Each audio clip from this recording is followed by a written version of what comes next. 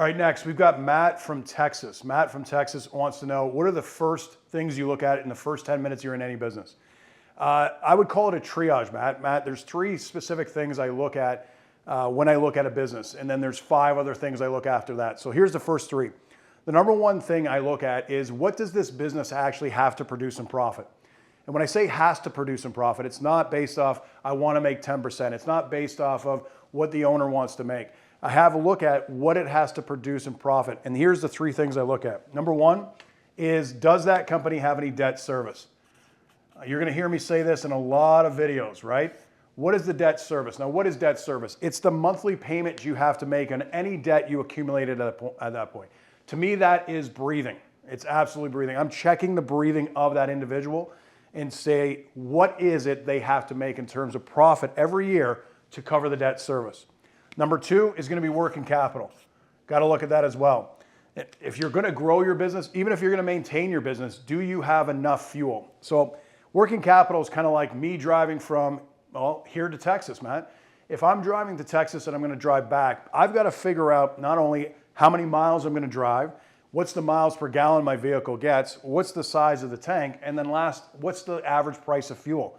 If I take those 4 factors, it will tell me specifically how much it's going to take in cash to be able to drive to Texas and drive back.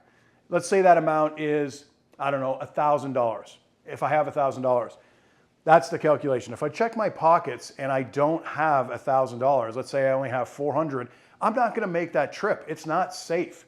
So the working capital of a business is, you got to figure out how much fuel money you need essentially for a certain duration, and then how much you have. So when I check that in a company, it tells me a lot about the health. The third area that I look at in a company is, they started a business to fund their life, but at the end of the story, they also have to be able to look at it from a standpoint of, am I funding my retirement? So debt service is number 1, that's the breathing. The bleeding is working capital. To me, broken bones is retirement.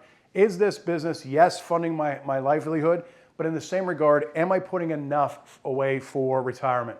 And so we want to be able to see that the business is strong enough to support both. I don't want it to happen to be they're 60 years old and they don't have any retirement.